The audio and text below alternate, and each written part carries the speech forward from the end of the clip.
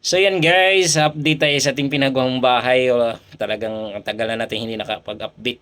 Yan guys, almost 1 month na tayo naggawa ng ating bahay. Yan, shoutout sa aking gumagawa pala, si Ronald Mix Vlog. Yan guys, nagplastering pala tayo ngayon sa may second floor to.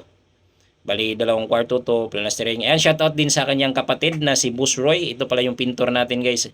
Yan yung magpipintura dito sa ating bahay. Bali, mag-a-apply siya ng skim coat. Yan, may iskimputan to lahat ng dingding bago pinturahan. Yan yung ano natin. So yan, naghalo siya ng skim coat dyan para i-apply niya sa dingding. So bali, inuna namin tong second floor guys, para kung na-okay na to second floor, lagyan ng ano to guys, sabi ni Boss Ronald, maglagay ng hamba, lahat, pati CR.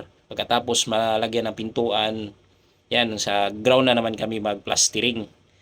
So, talagang bilib ako sa gumagawa ko talaga, guys. Talagang mabilis. Talagang wala akong masabi, guys. Talagang maraming nakaabang nito, guys. Daming nangontrata na. May ginagawa pa lang dito sa akin, pero maraming nang nakaabang nito na susunod.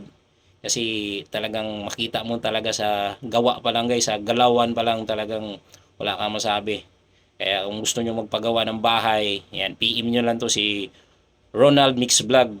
Yan, talagang taga dito lang to sa amin guys. Talagang mabilis, walang daming nakakontrata nito, maraming nakaabang. So ito na, nag-ano na si Boss Roy, nag-apply na ng skim coat. Yan, skim coat na lahat ng dingding to para mas maganda naman daw pinturahan pag skim coat, tapos flat latex, sunod yung pinakaano na gloss, yung may kulay na, haluan na ng kulay para ayan, maganda na tingnan. So, yan na yung update sa ating bahay na pinagawa. Almost ano na to guys, mga 1 month na to pinagawa natin. So, update lang ako sa inyo guys kung ano na yung forma sa bahay natin. Malalaman nyo din to kung saan lang tayo, hanggang saan lang tayo. Saan lang kaya yung budget natin. So, ito yan guys, yung bistay. Kasi bumili ako ng bistay na ano guys, mahal. Bumili ako isang elf tapos binistay namin. So ito yung pinaka-ground. Yan, ito na naman yung susunod ni Boss Ronald. Ito yung pinakababa natin. Yan, isunod na is plastering yan. So ayan na oh, ang bilis ni Boss Roy nagano, lagay ng skim coat. Ang ganda na tingnan guys, talagang pag nalagyan to lahat, naputi na to, tapos nakulayan, talagang ang ganda na tingnan.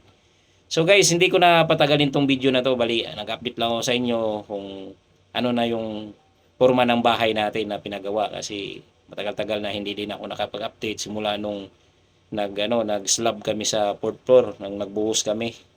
So hanggang dito na lang po ako guys, at maraming salamat ulit sa inyong suporta at talagang andyan kayo para sa amin. So hanggang dito na lang po. God bless you all guys. Maraming salamat.